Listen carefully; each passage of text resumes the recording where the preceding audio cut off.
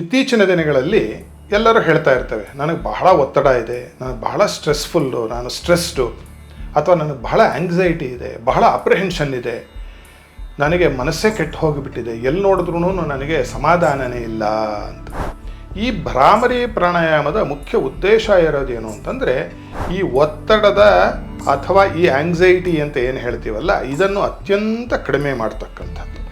ಇದನ್ನು ನುರಿತವರಿಂದ ಕಲಿತು, ಗುರುಮುಖೇನ ಕಲಿತು, ಸತತ ಅಭ್ಯಾಸವನ್ನು ಪ್ರತಿನಿತ್ಯ ಮಾಡ್ತಾ ಬರುವವರಿಗೆ, ತ್ರಿಸಂಧ್ಯೇಶು ಹೇಳ್ತಾ 3 ಹೊತ್ತು ಮಾಡಬೇಕಂತೆ, ಬೆಳಗ್ಗೆ, ಮಧ್ಯಾಹ್ನ ಮತ್ತು ಸಂಜೆ ಮತ್ತು ಅರ್ಧರಾತ್ರಿ 4 ಮಾಡಿದ್ರೆ ಇನ್ನೂ ಒಳ್ಳೆಯದು. ಮಾಡ್ತಾ ಇರ್ತಕ್ಕಂಥವ್ರಿಗೆ ಈ ರೀತಿಯಂತಹ ಯಾವುದು ಸ್ಟ್ರೆಸ್ ಆಗಿರಬಹುದು, ಆಂಗ್ಸೈಟಿ ಆಗಿರಬಹುದು, ಅಥವಾ ಅಪ್ರಹೆನ್ಷನ್ ಆಗಿರಬಹುದು, ಇವೆಲ್ಲವೂ ಅನ್ವಾಂಟೆಡ್ ಫಿಯರ್ಸು, ಫೋಬಿಯಾಸ್ ಅಂತ ಹೇಳ್ತೀವಿ. ಅಲ್ಲಿ ಏನೂ ಇರೋದಿಲ್ಲ, ಆದರೂ ಏನೋ ಒಂದು ಅವ್ಯಕ್ತವಾದ ಒಂದು ಭಯ ನಮ್ಮನ್ನು ಕಾಡ್ತಾ ಇರುತ್ತೆ. ಅಂತಹ ಇರ್ತಕ್ಕಂತಹ ಮಾನಸಿಕವಾದ ಒತ್ತಡಕ್ಕೆ ಒಳಪಟ್ಟಿರ್ತಕ್ಕಂಥವರು ಈ ಭ್ರಾಮರಿ ಪ್ರಾಣಾಯಾಮವನ್ನು ಪ್ರತಿನಿತ್ಯ ಅಭ್ಯಾಸ ಮಾಡುವುದರಿಂದ ಏನಾಗುತ್ತೆ ಅಂದರೆ, ದಿನಕ್ರಮೇಣ ಅವರ ಒತ್ತಡಗಳು ಮತ್ತು ಅವರ ಒಂದು ಆಂಗ್ಸೈಟಿ ಅಂತ ಏನು ಕರೀತಾರೆ ಆಂಗ್ಲ ಭಾಷೆಯಲ್ಲಿ, ಎಲ್ಲವೂ ಕೂಡ ಪರಿಪೂರ್ಣವಾಗಿ ಹೋಗಲಾಡಿಸ್ತಕ್ಕಂತಹ ಶಕ್ತಿ ಇದಕ್ಕಿದೆ. ಮತ್ತು ಈ ಒಂದು ಪ್ರಾಣಾಯಾಮದ ಒಂದು ವಿಶೇಷತೆ ಏನು ಅಂದರೆ, ಇದಕ್ಕೆ ಸಗರ್ಭ ಪ್ರಾಣಾಯಾಮ ಅಂತ ಕೂಡ ಕರೀಬಹುದು. ಸಗರ್ಭ ಪ್ರಾಣಾಯಾಮ ಅಂದರೆ ಏನು? 2 ಥರ ಇದೆ ಪ್ರಾಣಾಯಾಮದಲ್ಲಿ, ಅದನ್ನು ಮತ್ತೊಂದು ದಿನ ನಾವು ಮಾತಾಡೋಣ. ನಿಗರ್ಭ ಮತ್ತು ಸಗರ್ಭ ಅಂತ ಹೇಳಿ.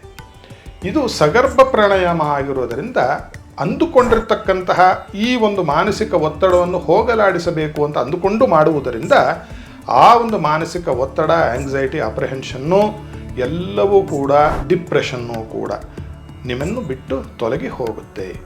ಈ ಭ್ರಾಮರಿ ಪ್ರಾಣಾಯಾಮ ಇನ್ನೊಂದು ನಮ್ಮ ಮನಸ್ಸಿನ ಮೇಲೆ ಹೇಗೆ ಪರಿಣಾಮವನ್ನು ಬೀರುತ್ತೆ ಅಂತಂದರೆ, ಮನುಷ್ಯನ ದೇಹದಲ್ಲಿ 2 ಥರದ ನರ್ವಸ್ ಸಿಸ್ಟಮ್ ಕೆಲಸ ಮಾಡುತ್ತೆ. ಸಿಂಪ್ಯಾಥೆಟಿಕ್ ನರ್ವಸ್ ಸಿಸ್ಟಮ್ ಅಂತ ಒಂದು, ಮತ್ತು ಪ್ಯಾರಾಸಿಂಪ್ಯಾಥೆಟಿಕ್ ನರ್ವಸ್ ಸಿಸ್ಟಮ್ ಅಂತ ಒಂದು. ಪ್ಯಾರಾಸಿಂಪ್ಯಾಥೆಟಿಕ್ ನರ್ವಸ್ ಸಿಸ್ಟಮ್ ಏನು ಮಾಡುತ್ತಪ್ಪ ಅಂದರೆ, ಮನುಷ್ಯನನ್ನು ಬಹಳ ರಿಲ್ಯಾಕ್ಸ್ ಮಾಡುತ್ತೆ, ಅವನನ್ನು ಬಹಳ ಒಳ್ಳೆಯ ಸುಖ ಸ್ಥಿತಿಗೆ ಕರೆದುಕೊಂಡು ಹೋಗ್ತಕ್ಕಂಥದ್ದು, ನಿದ್ರೆಗೆ ಜಾರಿಸ್ತಕ್ಕಂಥದ್ದು, ಇವೆಲ್ಲ ಮಾಡೋದು ಯಾವುದು ಅಂತಂದರೆ, ಆಮೇಲೆ ನಮ್ಮ ದೇಹದಲ್ಲಿ ಬೇಡದೇ ಇರತಕ್ಕಂತಹ ತ್ಯಾಜ್ಯ ವಸ್ತುಗಳನ್ನು, ವೇಸ್ಟನ್ನು ಹೊರಗೆ ಹಾಕ್ತಕ್ಕಂಥದ್ದು. ಸ್ಟ್ರೆಸ್ ಯಾವಾಗುತ್ತೆ? ನಮ್ಮ ಮನಸ್ಸಿನಲ್ಲಿ ಬೇಡದೇ ಇರತಕ್ಕಂತಹ ವಿಚಾರಧಾರೆಗಳನ್ನು ತುಂಬಿಕೊಂಡಿರೋದರಿಂದ ನಮಗೆ ಬಹಳ ಸ್ಟ್ರೆಸ್ ಅಂತ ಅನಿಸುತ್ತೆ.